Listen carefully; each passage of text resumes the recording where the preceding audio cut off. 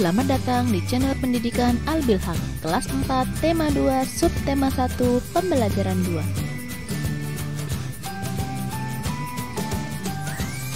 Kali ini kita akan belajar muatan dua pelajaran, PKN dan SPDP.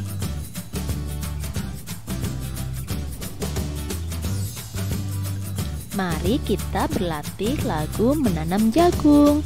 Lagu ini diciptakan oleh Ibu Sud dengan birama 4/4.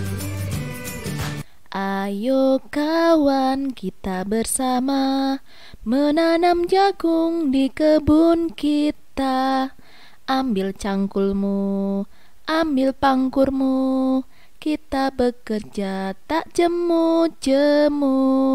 Cangkul, cangkul, cangkul yang dalam, tanahnya longgar, jagungku tanam.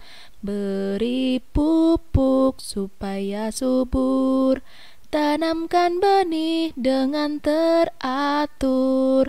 Jagungnya besar, lebat buahnya, tentu berguna bagi semua.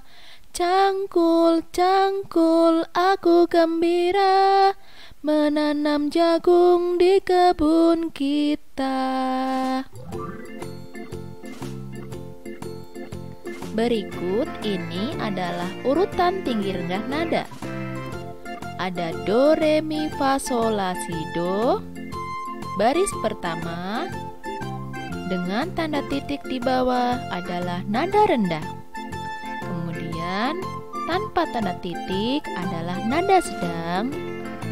Dan tanda titik di atas menandakan nada tinggi.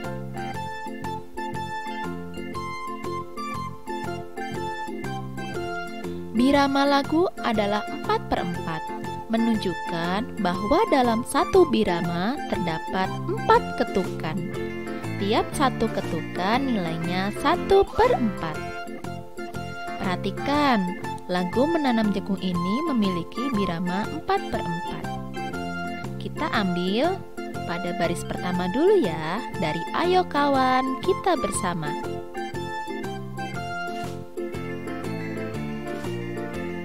Perhatikan nada berikut ini. Sol, do, mi, do, sol, sol, la, si, do. Pada baris pertama, sol, do, mi, do disebut dengan birama ke-1. Kemudian sol, sol, la, si, do itu merupakan birama kedua. Lihat birama ke-1. 4 nadanya yaitu sol, do, mi, do. Artinya terdapat 4 ketukan nada. Dan 4 ketukan nada sol, do, mi, do, tiap ketukannya bernilai 1/4.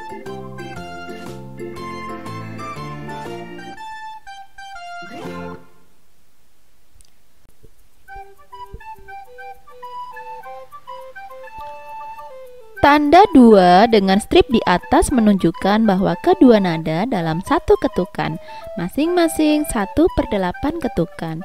Perhatikan nada berikut ini. Ayo kawan, kita bersama. Sol, do, mi, do, sol, sol, la, si, do. Nada sol, sol berada dalam satu ketukan. Tiap nada nilainya 1/8 ketukan. Tanaman jagung dapat tumbuh subur karena air. Apakah air termasuk sumber energi? Mari kita pelajari ya. Energi air. Air merupakan salah satu sumber energi. Tubuh kita membutuhkan air untuk beraktivitas. Tidak hanya manusia, tumbuhan dan hewan juga membutuhkan air. Selain diminum, air juga kita gunakan untuk memasak, mencuci, mandi, dan lain-lain. Air juga dapat dimanfaatkan sebagai sumber energi listrik, salah satunya dengan menggunakan kincir air.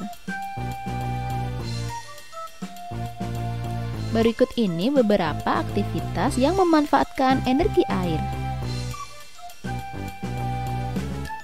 Amatilah di sekitarmu, tulislah sebanyak-banyaknya manfaat air bagimu.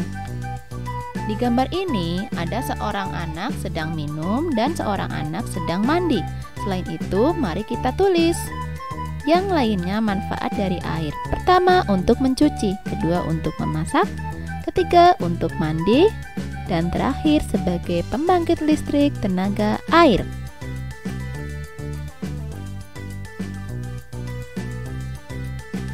Diskusikan dengan temanmu. 1. Mengapa anak tersebut minum? Karena anak tersebut merasa kehausan. 2. Mengapa anak tersebut mandi? Karena tubuhnya kotor dan bau. Apakah mandi dan minum adalah kebutuhan? Benar, mandi dan minum adalah kebutuhan. 4. Apa yang terjadi jika ia tidak memiliki air bersih, tidak dapat memenuhi kebutuhan dengan baik? 5. Apakah kita semua membutuhkan air bersih? Benar, semua manusia membutuhkan air untuk aktivitas sehari-hari.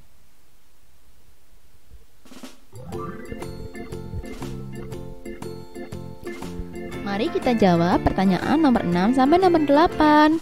6. Apakah semua makhluk hidup berhak untuk mendapatkan air bersih? Benar, semua makhluk hidup berhak untuk mendapatkan air bersih karena merupakan hak dasar untuk memenuhi kebutuhan dan melaksanakan aktivitas sehari-hari. 7. Apa yang dimaksud dengan hak? Hak adalah segala sesuatu yang mutlak dimiliki setiap orang dan penggunaannya tergantung kepribadian masing-masing.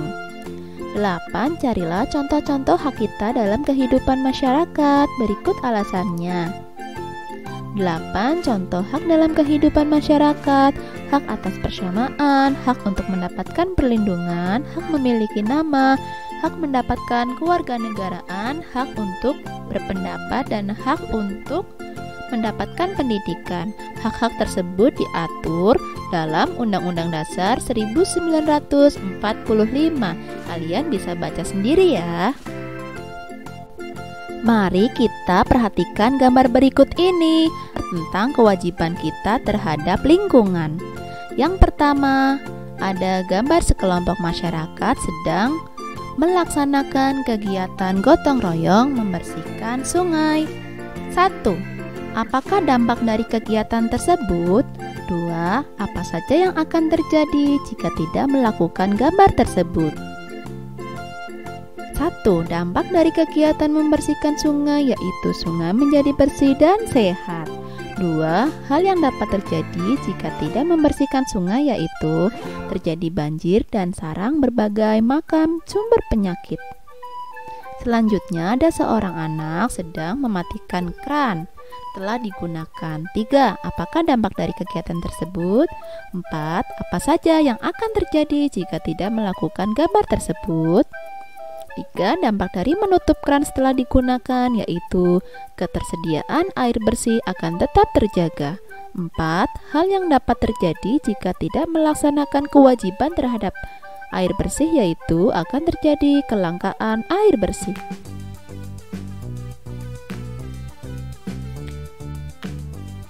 Mari kita mengenal apa itu hak, contoh hak, dan bukan contoh hak. Contoh hak yang pertama adalah menggunakan air bersih. Yang kedua, mendapatkan air bersih. Yang ketiga, terhindar dari limbah pencemaran air. Jadi arti hak adalah segala sesuatu yang mutlak dimiliki setiap orang dan penggunaannya tergantung kepribadian masing-masing. Kemudian bukan contoh hak adalah menggunakan air dengan boros, menggunakan air dengan bijak, mematikan air setelah dipakai. Selanjutnya kita mengenal apa itu kewajiban.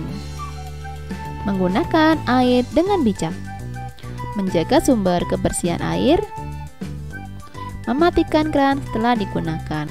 Yang bukan contoh kewajiban adalah menggunakan air dengan boros, mencemari sumber air, menggunakan air semaunya sendiri. Arti kewajiban adalah tindakan yang harus dilaksanakan secara tanggung jawab oleh seseorang untuk mendapatkan haknya. Mari kita perhatikan kedua gambar berikut. Gambar pertama ada seorang pemuda sedang menggosok gigi dengan membiarkan keran air tetap mengalir. Yang kedua, ada seorang anak sedang mencuci piring dengan menggunakan air secara hemat. Gambar 1.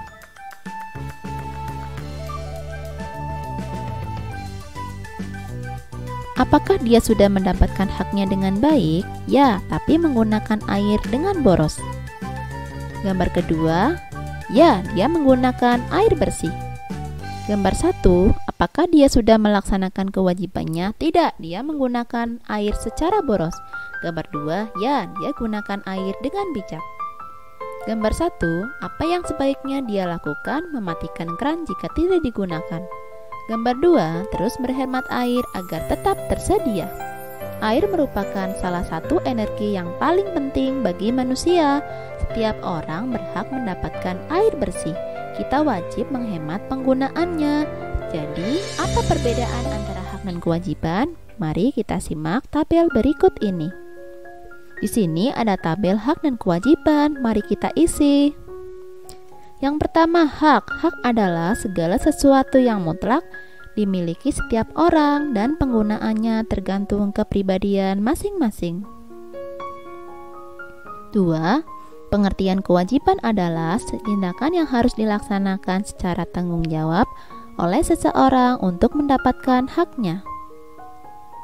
Contoh hak yaitu mendapatkan air bersih, mendapatkan kesehatan, mendapatkan pendidikan. Contoh kewajiban yaitu menggunakan air dengan bijak, menjaga kebersihan sumber air, menggunakan air dengan hemat. Mari kita simak sebuah gambar berikut ini. Bagaimana sikap kamu apabila melihat gambar tersebut di lingkunganmu? Ceritakan kewajibanmu sebagai warga negara ya. Kemudian tulis jawabanmu di kolom komentar.